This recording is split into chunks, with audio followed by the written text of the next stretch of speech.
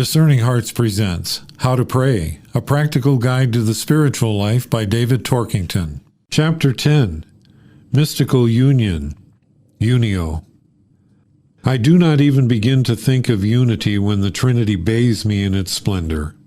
I do not even begin to think of the Trinity when unity grasps me. St. Gregory of Nazianzus.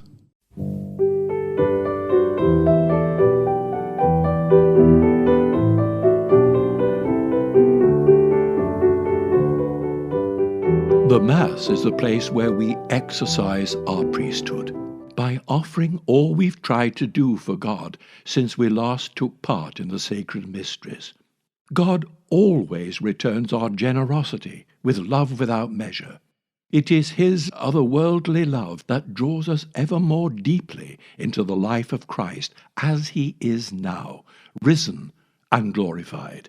However, the ultimate meaning of this Holy Communion can only be fully appreciated by realizing that it leads us not just to share in the life of the risen Lord, but into His very action, into His pure and perfect loving of His Father. In other words, we are drawn up into the infinite vortex of life and love that endlessly reaches out from the Son into the Father, and from the Father into the Son, from all eternity. It is into this Trinity of everlasting life and love that Jesus came to invite us. This is the home for which we were created, for which we yearn, the more we experience the love that surpasses all understanding as it reaches out to embrace us. However, this profound giving and receiving, that is the heart and soul of the sacred mysteries, will soon degenerate into a dry and barren formalism, unless what is celebrated there is practiced again and again each day of our lives. The morning offering can be one of the most effective reminders to concentrate each moment of each day to the relentless giving and receiving that enables us to be drawn ever more deeply into the life of the Three-in-One.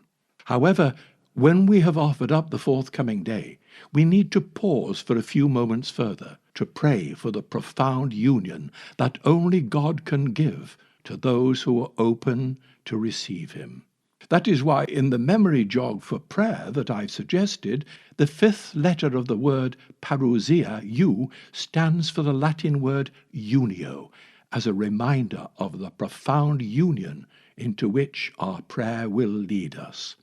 For the daily loving involved in putting into practice our morning offering leads us into an ever-deepening at-one-ment with God.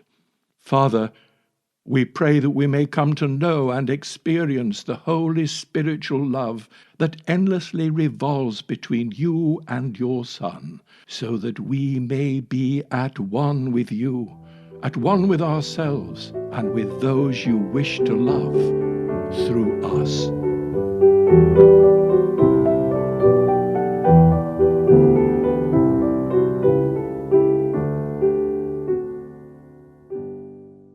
You've been listening to David Torkington and How to Pray, a Practical Guide to the Spiritual Life.